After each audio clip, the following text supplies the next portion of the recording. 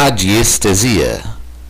Segundo seus defensores, radiestesia é a capacidade de captar radiações e energias emitidas por quaisquer objetos. Esta habilidade permitiria aos radiestesistas, com o auxílio de pêndulos, varinhas, forquilhas e outros instrumentos, encontrar água, minerais, corpos enterrados, objetos perdidos, ou mesmo diagnosticar doenças em determinado organismo. Os instrumentos de radiestesia são forquilhas de madeira ou metálicas, pêndulos, varetas ou, em geral, qualquer objeto que fique em equilíbrio instável quando segurado pela pessoa. Certos operadores trabalham por impregnação. Eles aplicam o pêndulo sobre algum objeto da pessoa que faz a consulta à distância. Este objeto estaria impregnado pelas emanações vitais do dono, ou usado até em mapas para saber a localização de pessoas ou objetos. As justificativas que dizem para usar tal instrumento e não outro caem nos gostos de pessoas supersticiosas.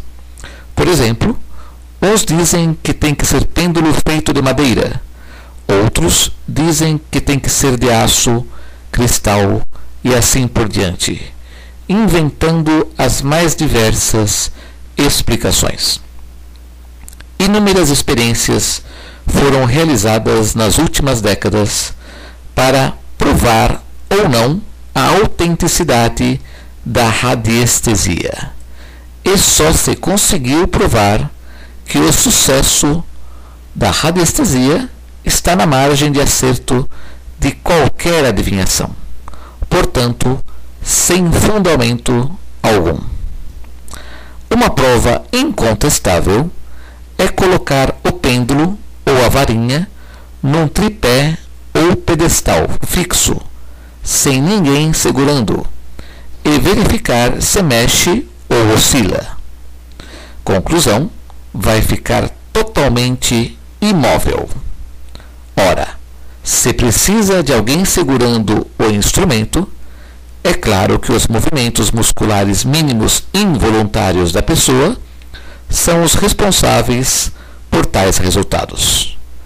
A instabilidade facilita a manifestação do reflexo inconsciente, que, mesmo sendo fraco, pode desequilibrar o instrumento.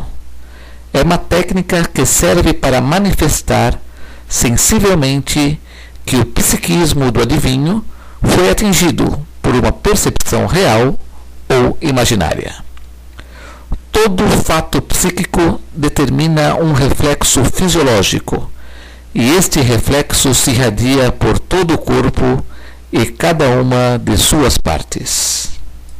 Tais impulsos são enviados aos músculos através das vias nervosas, pelos neurônios do córtex, cuja atividade se acha associada à ideia motora imaginada. Realizaram um grande número de experiências com a ajuda de aparelhos que registravam automaticamente que o ritmo respiratório animava os movimentos do pêndulo.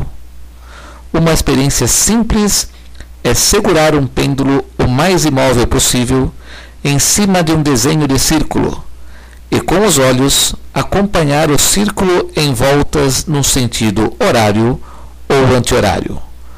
Pouco tempo depois, vai se surpreender com o pêndulo realizando o mesmo movimento, provando assim o movimento muscular inconsciente. Apenas fechando os olhos e pensar no movimento circular, já movimenta minimamente os músculos e movimenta o pêndulo. Nenhum cientista hoje afirmaria que os aparelhos de radiestesia se movimentam pelo influxo de radiações, seja estas de natureza conhecida ou não. Também podem ocorrer alucinações. Certos buscadores de água do México dizem experimentar uma sensação de calor quando passam por cima de uma corrente subterrânea. Outros pretendem ver uma espécie de vapor que emanaria das fontes subterrâneas. Os radiestesistas, assim como qualquer adivinho, às vezes acertam, outras erram, mas acobertam o erro com explicações esotéricas e convencendo os mais supersticiosos e inclusive enganando-se a si mesmos. Muito mais perigoso que a perda de dinheiro e tempo é o risco de perder a vida e a saúde guiando-se pelos conselhos do pêndulo aplicados à medicina. Os acertos da radiestesia podem ter as seguintes causas. Primeira, coincidência ou acaso, dentro das estatísticas da margem de acerto. Segunda, uma dedução lógica, consciente, com base na experiência prática da pessoa sobre o local. Terceira, adivinhação parapsicológica, seja uma telepatia ou hiperestesia indireta do pensamento de alguém que saiba a localização. Cabe ressaltar que todo fenômeno parapsicológico é muito raro e não pode ser controlado.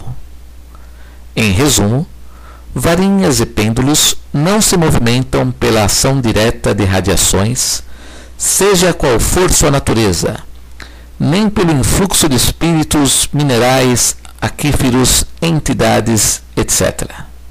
Se o instrumento se movimenta, é porque a pessoa que o segura imprime uma ação muscular mínima, provocada por ideias ou percepções inconscientes.